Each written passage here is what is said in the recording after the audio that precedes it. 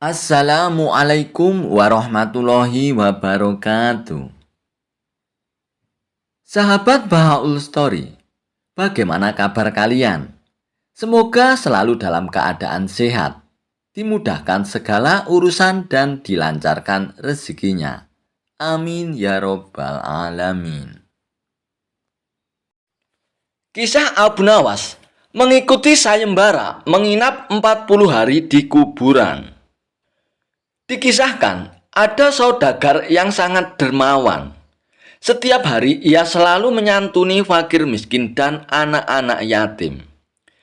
Dengan kelebihan inilah, kemanapun dia pergi selalu ditemani kerabat serta para tetangganya. Suatu hari saat bersama kawannya, saudagar kaya itu pun terlihat sangat murung. Sepertinya tengah memikirkan sesuatu. Melihat perilaku tidak biasa tersebut, salah seorang dari temannya pun akhirnya bertanya, "Wahai kawan, apa yang kau pikirkan? Kenapa kau terlihat sangat sedih?" ujar salah seorang temannya kepada saudagar kaya itu. "Selama ini dimanapun berada, aku selalu ditemani orang-orang. Apakah nanti ketika aku meninggal dunia, ada yang mau menemaniku di kuburan?" kata saudagar kaya itu. Mendengar jawaban tersebut, semua kawannya pun terdiam. Sebab mana mungkin ada yang mau menemani mayat di kuburan. Ternyata kegelisahan saudagar tersebut terus menghampirinya sepanjang hari. Akhirnya, ia pun menulis surat wasiat. "Barang siapa yang mau menemaniku selama 40 hari di dalam kubur setelah aku mati nanti, aku akan memberi warisan separuh dari harta peninggalanku." Lalu ditanyakan hal itu kepada anak-anaknya untuk menjaganya di dalam kubur nanti. "Mana mungkin kami sanggup menjaga ayah, karena saat itu ayah sudah menjadi mayat," ujar anak-anak saudagar kaya menolak permintaan orang tuanya. Keesokan harinya, saudagar kaya itu pun memanggil semua kerabat yang terdiri dari kakak dan adiknya. Namun lagi-lagi permintaan dia pun ditolak karena dianggap tidak wajar. Mana ada orang yang sanggup melakukan itu? Meskipun setengah dari hartamu diberikan, kata para kerabatnya menjelaskan. Dengan perasaan sedih, saudagar kaya tersebut pun memerintahkan ajudannya untuk mengadakan sayembara ke seluruh negeri. Barang siapa yang berani menemaninya selama 40 hari di dalam kubur saat ia meninggal, maka akan diberi setengah dari harta kekayaannya. Tidak lama dari sayembara itu pun diumumkan. Sang saudagar kaya pun akhirnya meninggal dunia. Kuburannya pun dihias megah dengan segala perlengkapan. Di saat bersamaan, Abu Nawas pun mendengar sayembara itu. Dengan tergesa-gesa, dirinya menuju rumah si saudagar kaya tersebut untuk memberitahu bahwa ia bersedia menjalani sayembara tersebut. Keesokan harinya, dikebumikanlah saudagar kaya itu. Abu Nawas pun ikut masuk ke liang lahat sambil membawa kapak berharganya yang setiap hari menemani bekerja mencari kayu bakar di hutan. Setelah seluruh pelayat pergi, hanya tersisa Abu Nawas menemani jenazah di liang lahat. Tidak lama kemudian, malaikat Munkar dan Nakir pun datang untuk bertanya kepada jenazah tersebut. Menyadari siapa yang datang, Abu Nawas pun sedikit menjauh dari mayat saudagar kaya itu. Dalam hati Abu Nawas pun berpikir sudah tiba saatnya mayat itu diinterogasi. Namun ternyata yang ditanya bukanlah mayat saudagar. Kedua malaikat itu pun malah menuju ke arah Abu Nawas. "Hai manusia, apa yang kau lakukan di sini?" ujar malaikat Munkar dan Nakir. Aku sedang menemani mayat ini selama 40 hari untuk mendapatkan setengah harta warisannya, jawab Abu Nawas. Apa saja yang kau miliki? Tanya kedua malaikat lagi. Hartaku hanya kapak ini, jawab Abu Nawas. Ternyata kedua malaikat itu pun terus bertanya kepada Abu Nawas, hingga sampai kepada pertanyaan, di mana kau mendapatkannya? Aku membelinya di pasar, jelas Abu Nawas. Abu Nawas pun setiap hari ditanya seputar kapak dan pekerjaannya. Di hari ke-40, kedua malaikat itu pun datang kembali dan bertanya seputar kapak tersebut. Sebelum menjawabnya, Abu Nawas pun sudah membuka pintu kubur itu. Di luar ternyata sudah ada kerabat saudagar kaya tersebut. Abu Nawas pun berlari sambil berteriak, "Kalian ambil saja semua harta warisannya, karena aku sudah tidak mau menginginkannya." Mereka semua pun heran atas sikap Abu Nawas tersebut. Sesampainya di rumah, Abu Nawas pun berkata kepada istrinya, "Aku sudah tidak menginginkan harta warisan dari mayat itu, istriku." "Loh, kenapa kau tolak suamiku? Padahal kau kan sudah menyelesaikan tugasmu dan itu sudah menjadi hakmu," ujar sang istri. Abu Nawas pun menceritakan kepada istrinya pengalamannya di dalam kubur yang bertemu dengan malaikat Munkar dan Nakir yang terus bertanya seputar kapaknya selama 40 hari. Padahal kapak itu harta satu-satunya. Bagaimana kalau dia memiliki harta yang banyak? Berapa pertanyaan yang akan diajukan oleh malaikat Munkar Nakir nantinya? Jelas Abu Nawas kepada istrinya. Mendengar penjelasan Abu Nawas, istri Abu Nawas pun hanya mengangguk-anggukkan kepalanya. Kisah Abu Nawas ikut lomba memanah. Baginda Raja Harun Ar-Rasyid tak henti-hentinya mengerjai Abu Nawas, namun ia selalu lolos. Baginda Raja tahu betul kecerdasan Abu Nawas. Kalaulah beradu otak, pasti Abu Nawas yang akan menang. Kali ini Baginda Raja memiliki ide untuk mengalahkan Abu Nawas, yaitu diajak adu lomba memanah. Karena lomba tersebut membutuhkan keahlian dan bukan kecerdasan otak.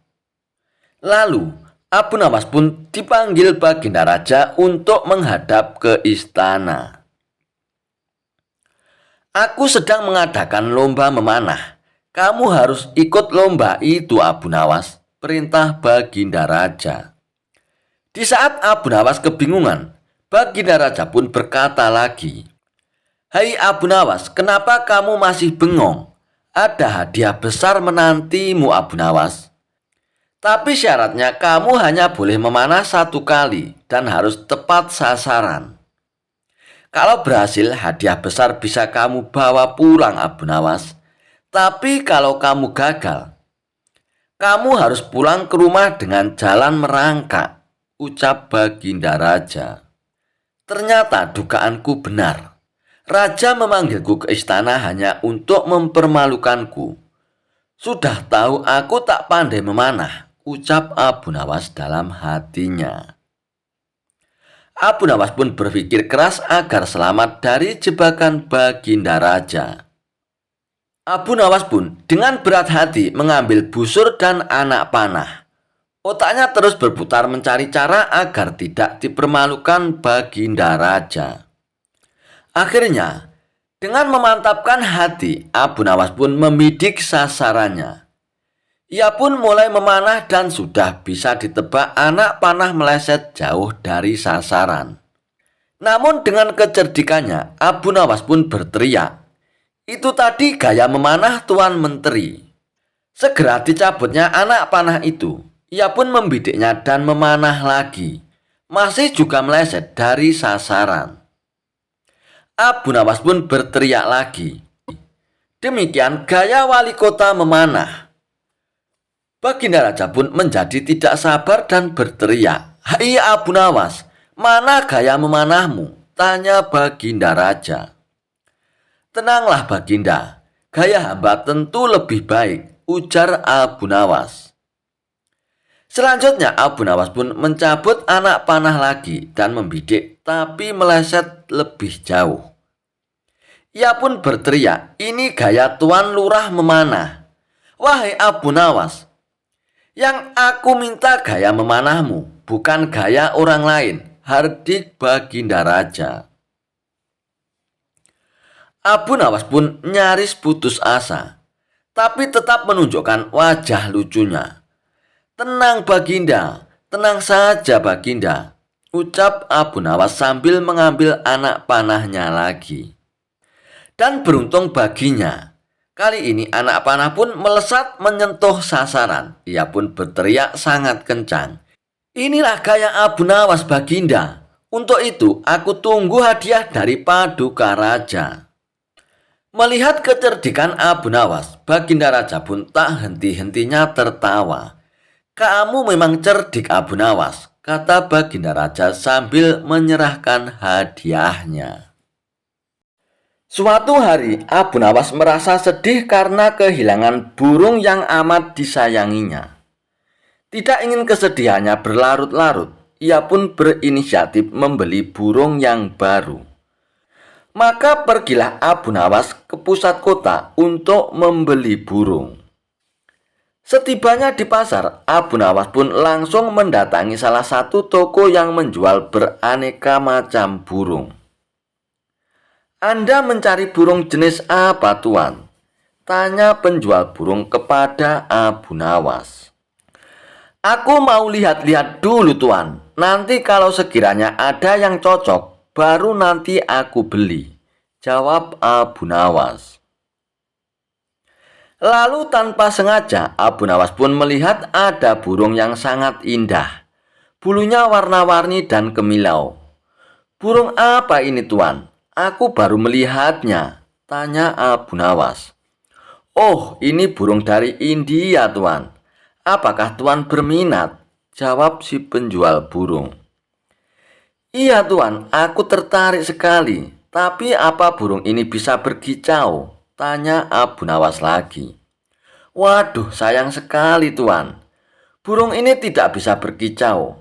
Tapi burung ini bisa berbicara seperti manusia Tuan. Bahkan dia bisa diajak bicara. Dan satu lagi Tuan, burung ini sangat cerdik," jelas si penjual burung. "Benarkah Tuan?" tanya Abu Nawas dengan penasaran. Dan untuk membuktikannya, Abu Nawas pun lalu coba mengajaknya bicara. Dan benar saja, burung itu pun bisa diajak bicara layaknya manusia. "Baiklah Tuan, aku beli burung ini," kata Abu Nawas. Setelah transaksi pembayaran selesai, Abu Nawas pun langsung membawa pulang burung tersebut. Setibanya di rumah, ia pun menaruh burungnya dalam sebuah sangkar yang indah. Lalu ketika saat Abu Nawas sedang asik bercengkrama dengan si burung, tiba-tiba datanglah beberapa pengawal istana ke rumah Abu Nawas. "Tuan Abu Nawas, Anda diperintahkan Baginda Raja untuk menghadap sekarang," kata salah satu pengawal istana. "Oh, baiklah pengawal, aku akan segera ke sana. Kalian pergilah dulu, nanti aku akan menyusulnya," balas Abu Nawas. Singkat cerita, Abu Nawas pun datang ke istana menghadap Baginda Raja. Ternyata Baginda Raja akan mengutus Abu Nawas pergi ke negeri India untuk suatu keperluan. Sepulangnya dari istana, Abu Nawas pun langsung berkemas dan bersiap-siap. Tidak lupa, ia juga berpamitan kepada burungnya yang baru itu. "Hai burungku, aku tahu kau berasal dari India, dan Baginda Raja akan mengutusku ke negerimu. Apa kau punya permintaan? Barangkali kau kangen dengan makanan India. Aku bisa membawakannya untukmu," kata Abu Nawas. Aku mohon dan aku minta kepadamu, lepaskan aku dari sangkarku ini. Itu permintaanku, jawab si burung. Kalau itu permintaanmu, aku tidak bisa. Aku tidak mungkin melepaskanmu. Aku membelimu dengan harga yang mahal. Kau sudah menjadi milikku sekarang, ujar Abu Nawas. Baiklah, kalau kau memang tidak bisa melepaskanku, tapi bila permintaan keduaku ini kau penuhi, aku akan sangat senang, balas si burung. Apa permintaan keduamu itu? Tanya Abu Nawas. Aku minta tolong kepadamu jika kau telah sampai ke negeri India. Pergilah ke sebuah hutan di desa sana. Kabarkanlah kepada saudara-saudaraku bahwa saat ini aku berada dalam sangkar di rumahmu. Melalui kabar ini, aku berharap mereka tidak gelisah mencariku. Itulah permintaan keduaku, tutur si burung. Memangnya semua burung yang jenisnya sepertimu bisa mengerti bahasa manusia ya? Tanya Abu Nawas. Iya, mereka yang jenisnya sepertiku pasti bisa mengerti bahasa manusia dan bisa bicara seperti aku, jawab si burung. Baik, aku akan berusaha memenuhi permintaan keduamu, ucap Abu Nawas. Singkat cerita, sampailah Abu Nawas di negeri India. Ia pun langsung melaksanakan tugas dari Baginda Raja. Setelah tugas-tugasnya selesai, barulah Abu Nawas menuju hutan di desa yang dimaksud oleh burungnya. Dan tidak disangka-sangka, baru saja memasuki hutan beberapa puluh meter, Abu Nawas melihat sekawanan burung hinggap di sebuah dahan pohon tepat di atas kepalanya. Burung-burung itu mirip dengan burung yang ada di rumah Abu Nawas. Abu Nawas pun segera berkata kepada sekawanan burung itu, "Wahai burung, aku ingin menyampaikan pesan dari saudaramu, bahwa saat ini saudaramu terkurung di dalam sangkar yang ada di dalam rumahku. Kalian jangan mencarinya, karena saat ini saudaramu telah menjadi milikku," kata Abu Nawas. Mendengar kabar tersebut, salah satu burung tiba-tiba pingsan dan terjatuh mengenai kaki Abu Nawas. Lalu Abu Nawas pun memungutnya dan membolak-balik badan si burung. Aneh, burung ini mendadak mati. Mungkin ia kaget karena mendengar kabar saudaranya sekarang terpenjara dalam sangkar dan jauh berada di negeriku, kata Abu Nawas dalam hatinya. Abu Nawas pun tidak mau ambil pusing atas kejadian ini. Hal terpenting dia adalah menyampaikan pesan si burung kepada saudara-saudaranya. Abu Nawas pun lalu memutuskan berlayar kembali dan pulang ke negerinya. Setibanya di rumah, ia memberitahu kepada burungnya bahwa permintaannya telah disampaikan. Bagaimana kabar saudara-saudaraku? Apakah mereka baik-baik saja? Tanya si burung kepada Abu Nawas. Semuanya baik-baik saja, tapi ada salah satu burung yang tiba-tiba langsung mati saat mendengar kabar kalau kau sekarang berada di sini, kata Abu Nawas. Mendengar berita yang disampaikan oleh Abu Nawas, burung yang ada di sangkar itu pun tiba-tiba pingsan dan jatuh. Spontan saja Abu Nawas menjadi kaget dan segera mengambil burung tersebut. Setelah dibolak-balikkan, ternyata burungnya mati mendadak. Apakah mungkin ini gara-gara mendengar kabar kalau saudaranya telah mati? Ia sangat terkejut sampai mengalami kematian, pikir Abu Nawas.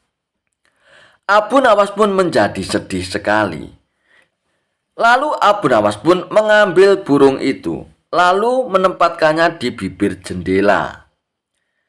Akan tetapi, tiba-tiba burung itu pun segera terbang dan hinggap di salah satu dahan pohon dekat jendela rumah Abu Nawas. Sebelum terbang tinggi, si burung pun berkata kepada Abu Nawas, Wahai Tuan, ketahuilah apa yang kau anggap kesedihan bisa jadi merupakan kabar baik bagi yang lain. Mungkin Tuan bersedih karena aku lepas dari sangkarmu. Tapi aku akan bahagia karena bisa lepas dari sangkarmu, Tuan. Si burung itu pun lalu terbang tinggi meninggalkan Abu Nawas. Ternyata benar apa yang dikatakan si penjual burung di pasar. Si burung bukan hanya bisa berbicara, tapi juga cerdik. Aku telah dikelabui oleh burung itu, ucap Abu Nawas dengan rasa kecewa. Kisah Abu Nawas mengerjai seorang tabib palsu. Suatu ketika di kota tempat tinggal Abu Nawas dihebohkan adanya tabib baru yang mengaku sakti. Dia pun sesumbar bisa mengobati penyakit apa saja. Walhasil rumahnya didatangi ratusan pasien. Padahal tabib tersebut hanyalah seorang penipu. Ia menggunakan keahlian sulapnya untuk menipu warga. Hal inilah yang membuat warga makin percaya pada kesaktian palsu sang tabib tersebut. Ada juga pasien yang tidak kunjung sembuh. Namun karena rayuan manis sang tabib palsu tersebut, ia selalu menuruti perkataannya agar kembali berobat. Sampai pada suatu ketika, Abu Nawas pun jatuh sakit yang tidak kunjung sembuh. Dan atas saran sang istri, Abu Nawas pun disuruh berobat ke tabib tersebut. Kala itu, Abu Nawas belum tahu kalau tabib tersebut adalah seorang penipu. Ia pun menuruti saja saran sang istri. Namun sudah 3 kali berobat, sakit Abu Nawas pun tidak kunjung sembuh. Padahal sekali berobat bayarannya adalah 100 dinar. Dan Abu Nawas sudah menghabiskan uang 300 dinar tanpa ada sedikit pun tanda-tanda kesembuhan pada dirinya. Akibatnya Abu Nawas pun mulai curiga, jangan-jangan tabib itu seorang penipu. Seiring berjalannya waktu, Abu Nawas pun sudah sehat seperti sedia kala. Lalu terbesit dalam benak Abu Nawas untuk mengerjai tabib palsu tersebut. Aku harus mendapatkan 300 dinarku dulu. Tapi bagaimana caranya ya? Tanya Abu Nawas dalam hatinya. Setelah lama berpikir, akhirnya Abu Nawas pun menemukan ide cemerlang. Keesokan harinya, Abu Nawas pun membuka praktek pengobatan. Dan di depan rumahnya, dipasang papan bertuliskan sembuh bayar 100 dinar. Kalau tidak sembuh, uang kembali 1000 dinar. Para pasien rencananya berobat ke tabib palsu, mendadak memilih datang ke rumah Abu Nawas. Dan akhirnya rumah Abu Nawas pun penuh sesak oleh para pasien. Entah karena kebetulan atau bagaimana, hampir semua pasien yang diobati oleh Abu Nawas berhasil disembuhkan. Sementara rumah sang tabib palsu tersebut terlihat sangat sepi. Tidak ada seorang pasien pun yang datang ke sana. Hari ini kenapa sepi sekali ya? Tanya sang tabib dalam hatinya. Tidak selang beberapa lama, datanglah asisten tabib palsu tersebut dan mengabarkan berita tentang klinik Abu Nawas. Tuan, Abu Nawas sekarang buka praktek pengobatan, Tuan, kata asisten melaporkannya. Apa? Abu Nawas buka praktek pengobatan? Tanya sang tabib kepada asistennya. Benar, Tuan. Rumah Abu Nawas ramai sekali pasien datang. Itulah kenapa hari ini rumah Tuan sepi pasien. Oh begitu ya. Pantas aku hari ini sepi pasien. Tapi apa memang benar begitu? Tanya sang tabib dengan penasaran. Saya lihat sendiri, Tuan. Tapi anehnya, Pasien yang berobat ke Abu Nawas hampir semua sembuh dari penyakitnya, Tuan, jawab sang asisten. Mendengar penuturan asistennya, muncul sifat asli tabib palsu tersebut. Ia pun berencana menipu Abu Nawas. Beberapa hari ke depan, untuk sementara kita tutup dulu, asisten. Biarlah Abu Nawas yang membuka praktek pengobatannya, ucap sang tabib kepada asistennya. Memangnya kenapa, Tuan? Tanya asisten dengan penasaran. Aku punya rencana untuk menipu Abu Nawas. Aku pasti akan mendapatkan 1.000 dinar dari Abu Nawas nantinya, jawab tabib palsu tersebut. Tapi bagaimana caranya, Tuan? Tanya sang asisten bertambah penasaran. Begini, asisten. Aku akan berobat ke tempat Abu Nawas. Aku akan berpura-pura sakit pada indera perasa lidahku. Kalau ditanya sembuh atau tidak, tentu saja aku akan mengatakan tidak. Karena yang tahu sembuh atau tidak kan hanya aku, ucap tabib palsu tersebut. Dengan begitu, aku akan bisa dapat dengan mudah mendapatkan 1.000 dinar dari Abu Nawas, kata sang tabib menjelaskan. Singkat cerita, datanglah tabib palsu itu ke rumah Abu Nawas. Hai Abu Nawas, aku ingin berobat kepadamu, Abu Nawas, kata sang tabib. Bukankah engkau seorang tabib? Kenapa malah berobat kemari? Tanya Abu Nawas. Ya, memang benar. Tapi di tempatku tidak ada obatnya, Abu Nawas. Makanya aku datang ke sini, jawab sang tabib. Memangnya kamu sakit apa, tabib? Tanya Abu Nawas lagi. Begini, Abu Nawas. Entah kenapa lidahku mati rasa. Aku tidak bisa merasakan apa-apa, Abu Nawas, kata sang tabib berpura-pura mengeluh. Akan tetapi, Abu Nawas menangkap firasat kurang baik. Ia yakin kalau tabib palsu itu hendak menipunya. Aku tidak akan tertipu untuk yang kedua kalinya. Justru kedatanganmu sudah aku tunggu-tunggu, tabib, ucap Abu Nawas dalam hatinya. Lalu Abu Nawas pun menyuruh sang tabib untuk menunggu di ruang pengobatan. Abu Nawas pun pergi ke belakang dan segera memeras buah jeruk yang sangat asam dan menuangkannya ke dalam gelas. Lalu gelas tersebut diberikan kepada sang tabib. Wahai tabib, ini obatnya sudah jadi. Minumlah sekarang, ucap Abu Nawas. Ketika sang tabib meminumnya, mukanya mendadak berkerut menahan rasa kejut. Kamu menipu aku ya, Abu Nawas. Ini bukan obat, tapi air jeruk yang sangat kecut, Abu Nawas, kata sang tabib dengan emosi. Alhamdulillah, berarti lidahmu sudah tidak lagi mati rasa, tabib.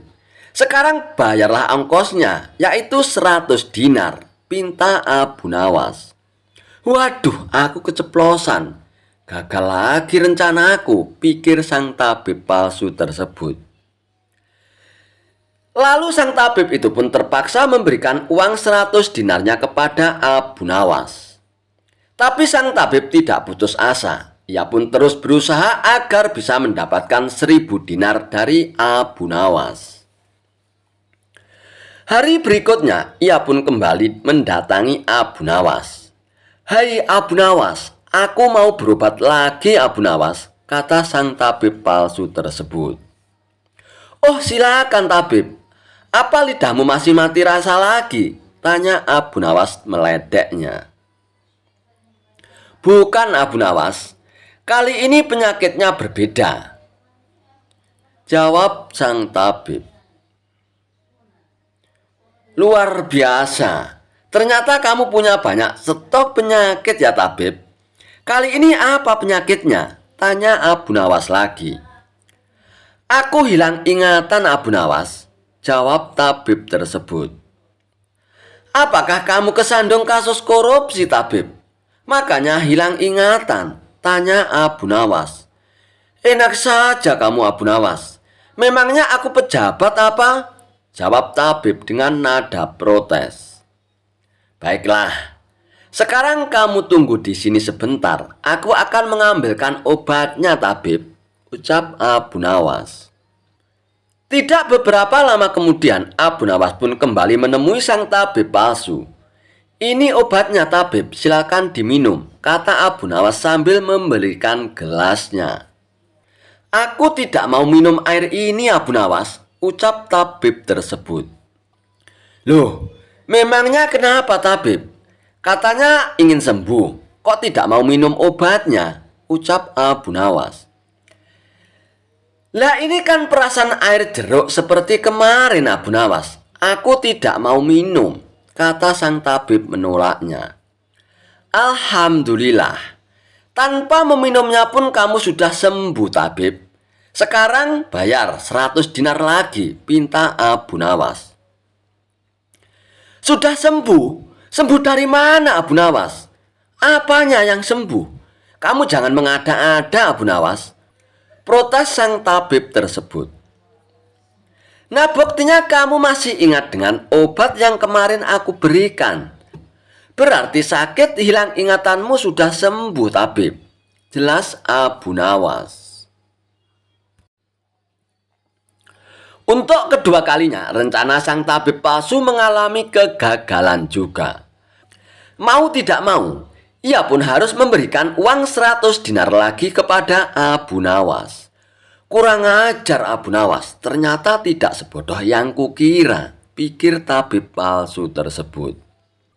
Tidak terima dengan dua kegagalan yang dialaminya, tabib palsu itu pun berpikir keras untuk bisa mengalahkan Abu Nawas. Setelah merenung agak lama, akhirnya ia pun mendapatkan ide. Aku pasti akan berhasil kali ini, ungkap tabib dengan rasa yakin. Kali ini ia pun berpura-pura buta. Si tabib palsu itu pun berjalan ke rumah Abu Nawas dengan bantuan tongkat di tangannya. Setelah tiba di tempat Abu Nawas pun sempat kaget dengan penuh rasa iba. Abu Nawas pun bertanya kepada sang tabib, "Apa yang menimpamu, tabib, dan mengapa kamu bisa seperti ini?" Si tabib palsu itu pun menjawab, "Tolonglah aku, Abu Nawas, mataku tiba-tiba buta, sembuhkanlah aku, Abu Nawas," ucap tabib tersebut. Tabib palsu itu pun kemudian dipersilakan masuk dan duduk di ruang pengobatan oleh Abu Nawas. Setelah mengamati dengan seksama, Abu Nawas pun akhirnya menyadari bahwa itu adalah tipuan belaka. Namun Abu Nawas tidak pernah kehilangan akal. Ia punya cara lain untuk menghadapinya. "Sepertinya penyakit kebutaanmu sudah sangat parah, tabib. Maafkan aku untuk kali ini tidak mampu mengobatinya, tabib," ucap Abu Nawas berpura-pura sedih. Mendengar jawaban tersebut, sang tabib langsung kegirangan. Akhirnya bisa mengelabui Abu Nawas juga kali ini aku. "Terus bagaimana ini, Abu Nawas? Padahal aku berharap banyak kepadamu," kata sang tabib berpura-pura. "Iya, mau bagaimana lagi, tabib? Aku tidak mungkin bisa menyembuhkanmu," jawab Abu Nawas. "Oh, kalau begitu aku akan dapat 1000 dinar darimu dong, Abu Nawas," tanya tabib palsu dengan penuh harap. "Tentu saja kawan, aku tidak mungkin berdusta," balas Abu Nawas. Kemudian Abu Nawas pun masuk ke dalam rumah untuk mengambil uang. "Ini uangnya 1000 dinar untukmu, tabib," ucap Abu Nawas sambil memberikan uangnya. Tabib palsu itu pun dengan penuh kegirangan menerima uang tersebut. Tapi setelah uangnya dihitung, ia langsung murka.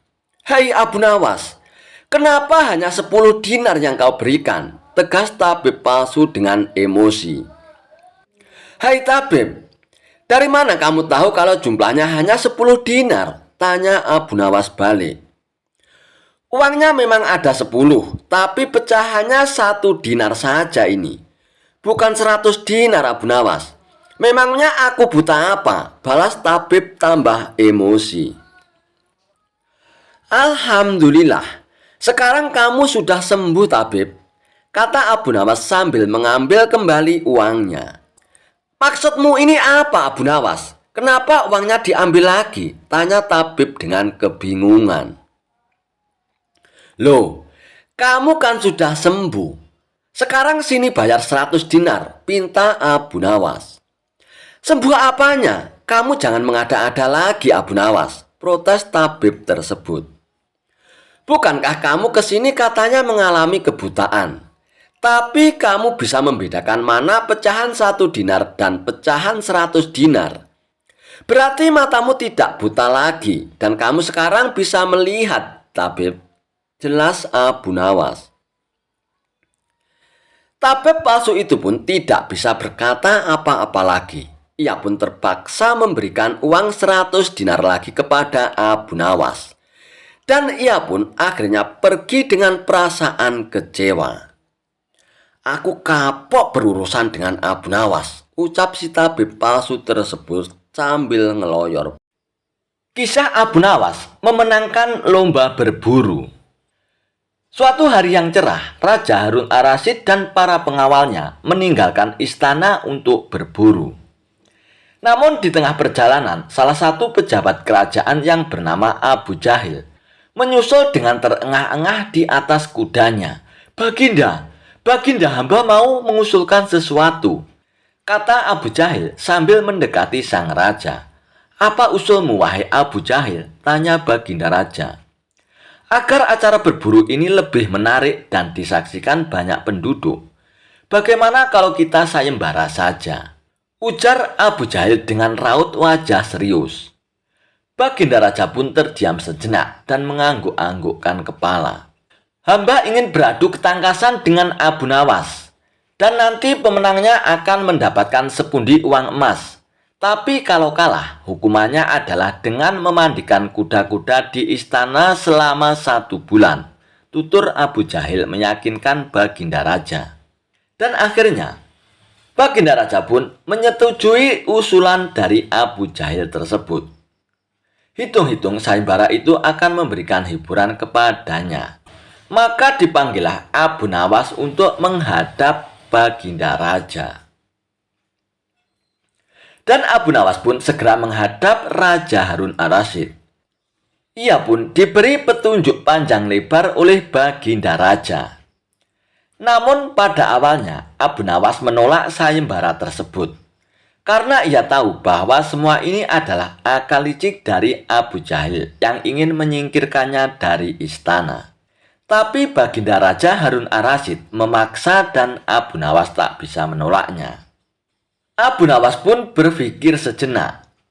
Ia tahu kalau Abu Jahil sekarang diangkat menjadi pejabat istana.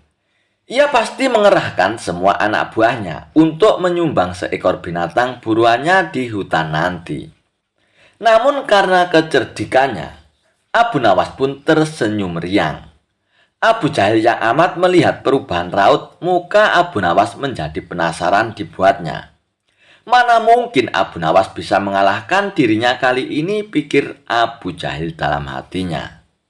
Akhirnya, baginda raja pun menggiring mereka ke tengah alun-alun istana. Raja dan seluruh rakyat menunggu siapa yang akan menjadi pemenang dalam perlombaan berburu itu. Trompet tanda mulai adu ketangkasan pun telah ditiup. Abu Jahil segera memacu kudanya secepat kilat menuju hutan belantara. Namun anehnya, Abu Nawas justru sebaliknya. Ia dengan santainya menaiki kuda sehingga para penonton banyak yang berteriak. Menjelang sore hari, tampaklah kuda Abu Jahil memasuki pintu gerbang istana. Ia pun mendapat sambutan meriah dan tepuk tangan dari rakyat yang menyaksikannya. Di sisi kanan dan kiri kuda Abu Jahil tampak puluhan hewan yang mati terpanah. Abu Jahil dengan senyum bangga memperlihatkan semua binatang buruannya di tengah-tengah lapangan. Aku Abu Jahil berhak memenangkan lomba ini. Lihat, binatang buruanku banyak. Mana mungkin Abu Nawas mengalahkanku? Teriaknya lantang yang membuat para penonton pun semakin ramai bertepuk tangan. Tidak beberapa lama, kemudian terdengar suara kaki kuda Abu Nawas pun mendekat. Semua orang mentertawakan dan meneriakinya karena Abu Nawas tak membawa satupun binatang buruan di kudanya. Tapi Abu Nawas tidak tampak gusar sama sekali. Ia malah tersenyum dan melambaikan tangannya. Baginda Raja pun menyuruh 2 orang pengawalnya maju ke tengah lapangan untuk menghitung jumlah binatang buruan yang didapatkan 2 peserta tersebut. Dan kesempatan pertama, para pengawal menghitung jumlah binatang hasil buruan Abu Jahil. 35 ekor kelinci ditambah 5 ekor rusa dan 2 ekor babi hutan, kata salah satu pengawal. Kalau begitu, akulah pemenangnya karena Abu Nawas tak membawa seekor binatang pun, teriak Abu Jahil dengan sombongnya. Tenang, tenang, aku membawa ribuan binatang. Jelaslah aku pemenangnya. Dan engkaulah wahai Abu Jahil. Silakan memandikan kuda-kuda di istana menurut aturan lomba. Semua binatang boleh ditangkap, yang penting jumlahnya kan, kata Abu Nawas sambil membuka bambu kuning yang telah diisi dengan ribuan semut merah. Jumlahnya sangat banyak, Baginda, mungkin ribuan. Kami tak sanggup menghitungnya lagi, kata pengawal kerajaan yang menghitung jumlah semut itu. Melihat kenyataan itu, Abu Jahil tiba-tiba saja jatuh pingsan. Baginda Raja pun tertawa terpingkal-pingkal dan langsung memberi hadiah kepada Abu Nawas. Kisah Abu Nawas menangkap matahari. Alkisah.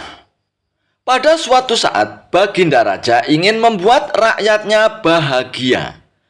Pasalnya, rakyat mengeluhkan kepada raja tentang betapa panasnya terik matahari kala itu. Karena itulah raja mengadakan sayembara untuk menangkap matahari. Namun hingga memasuki waktu yang ditentukan, tak ada seorang pun yang menyatakan kesanggupannya menangkap matahari. Sang raja pun lalu langsung menunjuk si Abu Nawas untuk menangani hal ini. Cepat panggil Abu Nawas kemari. Ada tugas penting yang harus dia lakukan. Perintah Baginda Raja kepada beberapa pengawalnya. Singkat cerita, datanglah Abu Nawas menghadap Baginda Raja. Ampun Paduka yang mulia, ada apa gerangan Paduka memanggil hamba? Tanya Abu Nawas. Begini Abu Nawas. Beberapa hari ini saya mendapatkan banyak pengaduan dari rakyatku, jawab Baginda Raja.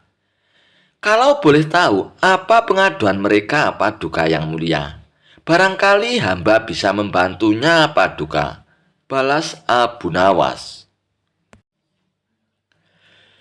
Baginda Raja pun akhirnya menceritakan apa yang dikeluhkan masyarakatnya akhir-akhir ini. Kemudian Abu Nawas menanyakan apa yang dikehendaki oleh sang raja dengan kondisi seperti itu. Raja pun kemudian menceritakan idenya untuk menangkap matahari. Dan ia pun menunjuk Abu Nawas untuk melakukannya. Bagaimana kalau matahari ditangkap saja Abu Nawas dan orang yang pantas untuk melakukan pekerjaan itu adalah kamu Abu Nawas, ujar Baginda Raja. Mendengar perintah Baginda Raja, Abu Nawas pun langsung tertunduk lemas. Apa tidak ada cara lain, Paduka? Misalnya mereka diliburkan dulu bekerja di ladang, kata Abu Nawas mengusulkan. Usulan Abu Nawas itu pun ternyata tidak diterima oleh Baginda Raja. Karena jika mereka diliburkan, mereka tidak bisa makan. Tidak bisa Abu Nawas. Kalau mereka libur berladang, lalu mereka mau makan apa? Jalan satu-satunya, matahari harus ditangkap Abu Nawas, balas Baginda Raja. Abu Nawas pun hanya terdiam. Dalam hatinya, ia berkata, mungkin matahari bisa ditangkap, pekerjaan yang mustahil untuk dilakukannya. Namun karena ini adalah titah Baginda Raja, mau tidak mau Abu Nawas harus menerimanya. Sekarang kamu pulanglah Abu Nawas, dan besok kamu harus kembali ke sini untuk menangkap matahari. Kalau kamu tidak bisa, maka kamu akan menerima hukuman Abu Nawas, tegas Baginda Raja. Lalu Abu Nawas pun pulang.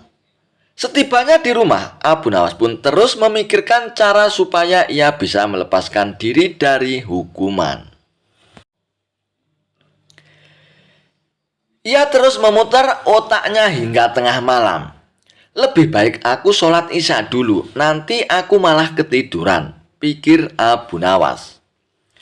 Ia pun kemudian menuju kolam untuk mengambil air wudhu. Saat ia hendak mengambil air, bayangan dirinya ada di dalam air tersebut. Disitulah akhirnya Abu Nawas mendapatkan ide untuk menangkap matahari. Keesokan paginya, dengan wajah ceria Abu Nawas pun pergi ke istana menghadap Baginda Raja. "Hai Abu Nawas, apakah kamu sudah siap menangkap matahari?" tanya Baginda Raja. "Saya sudah siap Paduka, tapi saya minta disediakan peralatan untuk menangkapnya," jawab Abu Nawas. "Apa yang kau butuhkan, Abu Nawas? Katakan kepadaku," balas Baginda Raja. Abu Nawas pun kemudian meminta sesuatu yang perlu disiapkan untuk menangkap matahari. "Saya minta ember yang berisi air dan juga kantong besar yang tidak bocor," pinta Abu Nawas. Setelah peralatan dipersiapkan, Abu Nawas pun mengajak salah satu menteri ke tengah lapangan. "Kamu lihatkan matahari itu," kata Abu Nawas sambil menunjuk bayangan matahari yang berada di dalam ember berisi air. "Sekarang aku akan masukkan ke dalam kantong ini," ucap Abu Nawas sambil memasukkan air yang berada di dalam ember. Sang menteri pun lantas menghadap pada sang raja untuk memberitahu pekerjaan yang sudah dilakukan Abu Nawas. Namun sang raja tentu belum percaya sebab panas matahari masih terasa menyengat. "Baiklah, sekarang perintahkan pada Abu Nawas untuk membungkus matahari itu dan bawakan padaku," titah Baginda Raja. Lalu menteri itu pun menghadapkan Abu Nawas kepada Baginda Raja dengan membawa kantong berisi air. "Paduka yang mulia, mataharinya sudah aku bungkus dalam kantong ini," tutur Abu Nawas. "Hai Abu Nawas, coba kamu lihat keluar, mataharinya masih ada dan aku juga masih merasakan panasnya," sanggah Baginda Raja. "Tak percaya benar yang mulia ini, tapi sesungguhnya itu matahari kedua Baginda," timpal Abu Nawas. "Yang benar saja kamu ini, Abu Nawas. Hanya ada satu matahari di dunia ini," sahut Baginda Raja. "Paduka yang mulia, memang benar. Ketika matahari berhasil saya tangkap, dunia menjadi gelap gulita. Lalu Allah langsung menggantikannya dengan matahari yang baru," ujar Abu Nawas. Baginda Raja pun kemudian memastikan apakah isi kantong besar tersebut berisi matahari atau bukan. Lalu ia pun membuka kantong tersebut, ternyata isinya hanya air. "Mana mataharinya Abu Nawas? Kamu jangan mengerjai aku ya," hardik Baginda Raja. "Paduka, membukanya jangan di dalam ruangan, karena matahari paling tidak suka dengan ruangan tertutup. Pasti dia tidak akan menampakkan dirinya, Paduka," jawab Abu Nawas untuk beralasan. "Matahari hanya mau menampakkan dirinya kalau dia melihat ada saudaranya di atas, Paduka," ujar Abu Nawas. Lalu Abu Nawas pun mengajak Baginda Raja ke tengah lapangan dengan membawa kantongnya yang berisi air. Ini saya buka kantongnya, Baginda. Itu kan ada mataharinya, tutur Abu Nawas sambil menunjukkan kepada Baginda Raja. Baginda Raja pun hanya bisa geleng-geleng kepala dengan kecerdikan Abu Nawas ini. Dan akhirnya ia pun memberikan hadiah kepada Abu Nawas. Kisah Abu Nawas. Mengetahui warna angin bikin semua orang bengong. Dikisahkan, di tempat tinggal Abu Nawas ada seorang gubernur baru yang ditunjuk oleh Baginda Raja. Namun, sayangnya pemimpin di daerah itu diduga menyalahgunakan jabatannya. Ia memerintahkan para prajuritnya untuk menangkap sejumlah sastrawan yang dianggap pintar. Usai beberapa sastrawan cerdas itu ditangkap, mereka dihadapkan kepada gubernur yang baru tersebut. Satu persatu di antara mereka ditanya oleh sang gubernur. "Menurutmu, aku ini gubernur yang adil atau zalim?" tanya sang gubernur kepada para sastrawan. Sastrawan pertama pun menjawab, "Anda adalah seorang gubernur yang zalim." Mendengar jawaban itu, sang gubernur pun terperanjat. "Apa alasanmu?" tanya balik sang gubernur. "Karena Anda telah menangkap kami tanpa sebab dan alasan," jawab sastrawan pertama. "Prajurit, masukkan dia ke penjara. Besok dia akan dihukum mati," ucap sang gubernur. Sastrawan berikutnya dipanggil dan diberi pertanyaan yang sama. "Menurutmu, aku ini gubernur yang adil atau zalim?" tanya sang gubernur. "Tuanku adalah gubernur yang adil," jawab sastrawan kedua. "Apa alasanmu?" tanya sang gubernur. "Karena tuanku sangat memperhatikan rakyat," jawab sastrawan tersebut. "Kau pembohong, sastrawan. Prajurit, masukkan dia ke penjara. Besok dia akan dihukum mati," ujar sang gubernur. Begitulah seterusnya, apabila jawaban adil ataupun zalim, sang gubernur tetap memberikan hukuman mati. Kemudian beberapa sastrawan yang belum ditangkap mendatangi rumah Abu Nawas. "Tolonglah kami, Abu Nawas. Beberapa kawan kami dijatuhi hukuman mati, Abu Nawas," kata para sastrawan itu kepada Abu Nawas dengan penuh khawatir. Abu Nawas terkejut mendengarnya, karena gubernur melakukan hal seperti itu. "Bagaimana ceritanya itu?" tanya Abu Nawas dengan heran. "Kami sendiri tidak tahu, Abu Nawas.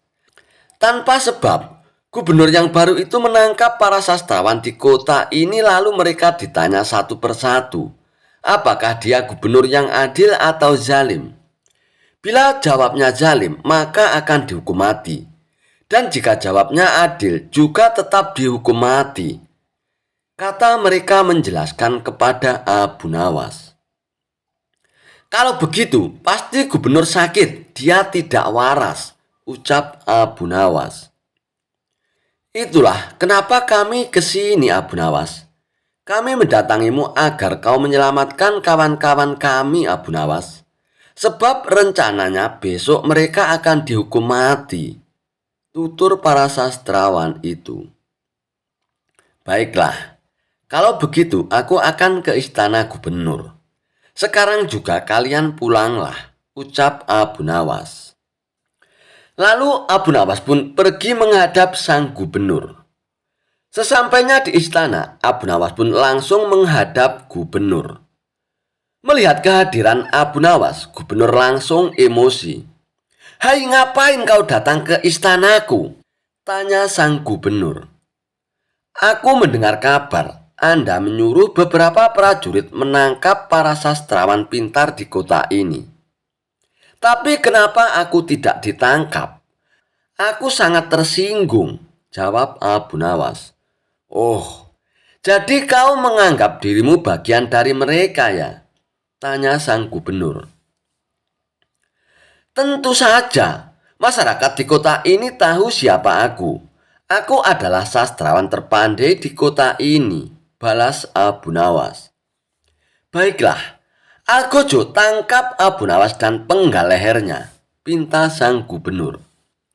Oh, tunggu dulu. Sebelum leherku dipenggal, perintahkan Algojomu agar jangan sampai merusak rambutku. Sebab aku baru saja keluar dari tukang cukur, timpal Abu Nawas. Mendengar jawaban Abu Nawas, gubernur pun langsung tertawa. Itulah jiwa kesatria yang aku kagumi darimu, Abu Nawas. Aku mengampunimu, kata sang gubernur. Bolehkah aku minta satu permintaan? Tanya Abu Nawas. Apa permintaanmu, Abu Nawas? Katakan saja, jawab sang gubernur. Aku juga minta pengampunan untuk kawan-kawanku itu, pinta Abu Nawas. Sejenak gubernur terdiam, lalu berkata kepada Abu Nawas, aku akan mengabulkan permintaanmu, Abu Nawas, tapi ada syaratnya. Kau harus bisa menjawab 3 pertanyaanku. Baiklah gubernur, aku siap menjawabnya, sahut Abu Nawas. Menurutmu, aku gubernur yang adil atau zalim? Tanya sang gubernur. Tuan bukan gubernur yang adil, bukan pula gubernur yang zalim. Orang-orang yang zalim itu adalah kita, sedangkan Tuan adalah pedang keadilan yang membalas kezaliman, jawab Abu Nawas.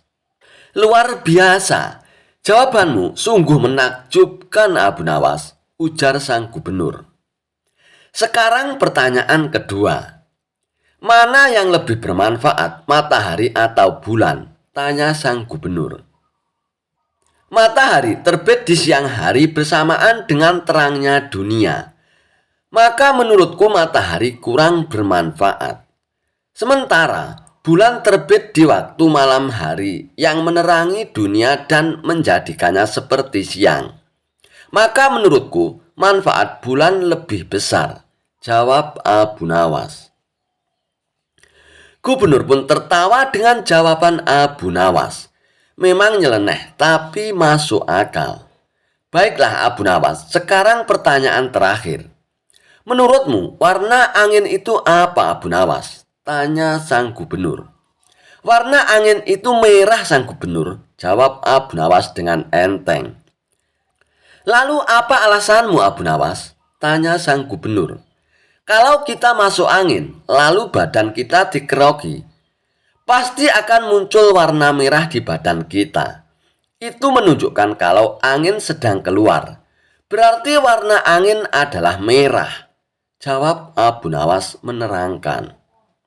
Untuk kedua kalinya gubernur dibuat tertawa terpingkal-pingkal oleh Abu Nawas. Kamu memang cerdik, Abu Nawas. Ternyata apa yang dikatakan Baginda Raja tentangmu memang benar, Abu Nawas, tutur sang gubernur. Abu Nawas spontan kaget mendengar nama Baginda Raja disebut sang gubernur. Maksud Tuan bagaimana? Tanya Abu Nawas dengan penasaran. Sebelum aku ditugaskan kemari, Baginda Raja memberitahu kalau di kota ini banyak sastrawan pintar. Dan di antara sastrawan yang paling cerdik adalah engkau, Abu Nawas. Aku berniat memanggil mereka untuk kuberi hadiah. Tapi sebelumnya, aku ingin mengerjaimu dulu. Ternyata kau malah datang untuk membantu mereka. Dan ini adalah suatu kesempatan bagiku untuk menguji kecerdasanmu, Abu Nawas, ucap sang gubernur. Jadi hukuman mati yang Tuan berikan hanya pura-pura ya? Tanya Abu Nawas dengan kaget. Benar, Abu Nawas. Aku hanya ingin mengerjai mereka sebelum memberikan hadiah, jawab sang gubernur. Abu Nawas pun terdiam sejenak. Kurang ajar, ternyata aku masuk perangkapnya. Tunggu saja pembalasanku nanti, ucap Abu Nawas dalam hatinya. Kisah Abu Nawas lolos dari jebakan orang ateis saat kelaparan.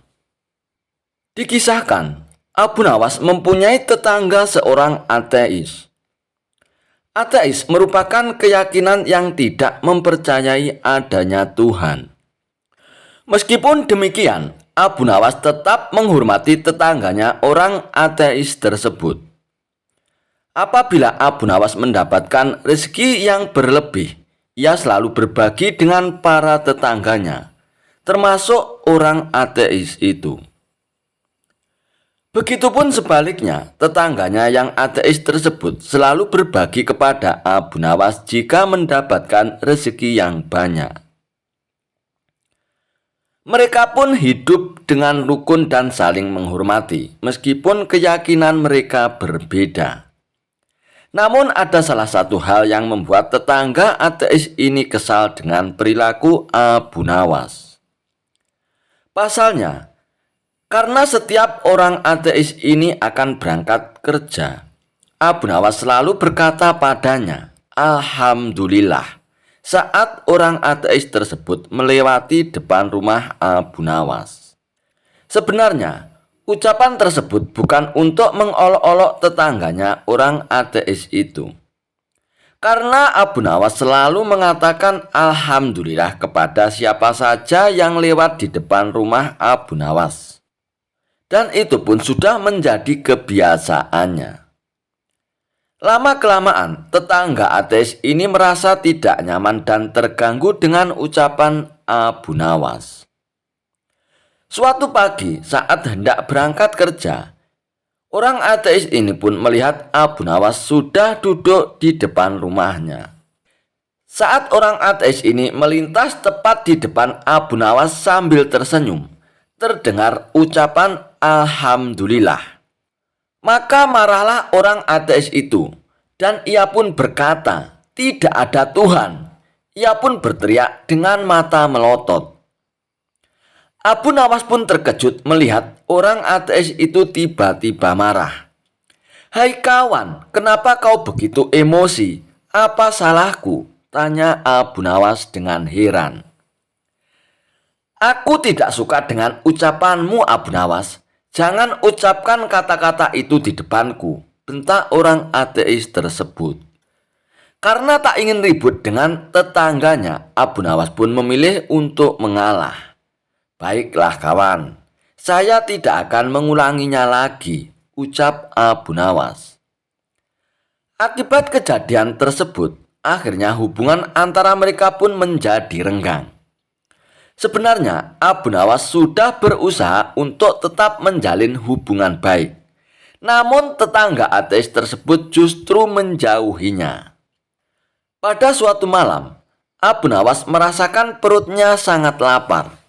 Sedangkan dirinya tak punya uang sepeser pun untuk membeli makanan. Selepas sholat Isya, Abu Nawas pun berdoa, "Ya Allah, saya sedang mengalami masa yang sulit. Saya tidak punya uang, juga tidak punya pekerjaan. Berilah saya rezeki ya Allah. Malam ini saya sangat lapar, saya membutuhkan makanan," ucap Abu Nawas di dalam doanya. Rupanya, doa Abu Nawas ini didengar oleh tetangganya, yaitu orang ateis tersebut. Maka muncullah pikiran jahil di benak orang ateis itu. "Aku akan mengerjai Abu Nawas sekaligus membuktikan bahwa Tuhannya tidak bisa memberikan makanan," pikir orang ateis itu.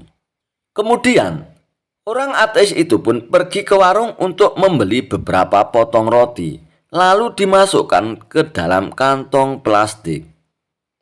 Ia juga menyelipkan kertas di dalamnya, di mana kertas itu terdapat tulisan, "Ini bukan dari Tuhanmu, ini dari tetanggamu orang ateis."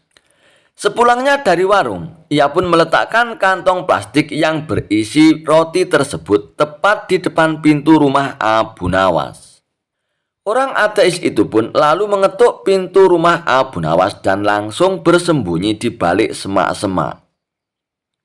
Ia pun penasaran dengan reaksi Abu Nawas ketika menerima hadiah darinya. Sementara Abu Nawas yang sedang khusyuk berdoa, akhirnya menghentikan doanya karena ia mendengar pintu rumahnya diketuk. Saat Abu Nawas membuka pintu, ia pun terkejut karena melihat ada kantong plastik di depan rumahnya. Karena penasaran, ia pun segera membuka kantong plastik tersebut. Dan ternyata isinya adalah beberapa roti yang lezat. Abu Nawas langsung bersujud sebagai tanda syukurnya. "Alhamdulillah ya Allah," ucap Abu Nawas setengah berteriak. Namun tiba-tiba ia menemukan secarik kertas yang berada di antara tumpukan roti tersebut. "Ini bukan dari Tuhanmu, ini dari tetanggamu ateis." Sejenak Abu Nawas pun terdiam. Dia pasti sedang mengawasiku dari suatu tempat. Dia mencoba menggoda keyakinanku, pikir Abu Nawas dalam hatinya. Dengan suara lantang Abu Nawas pun berteriak, "Terima kasih ya Allah, Engkau telah mengirimkan makanan untukku melalui setan dan setan itu pula yang membayar semua makanan ini." Mendengar ucapan Abu Nawas tersebut, tentu saja orang ateis itu pun kecewa. Ia tak menyangka disebut setan oleh Abu Nawas. "Dasar kurang ajar Abu Nawas, bukannya berterima kasih padaku, tapi justru berterima kasih kepada Tuhannya. Malah aku disebut sebagai setan," gerutu orang ateis itu dalam hatinya.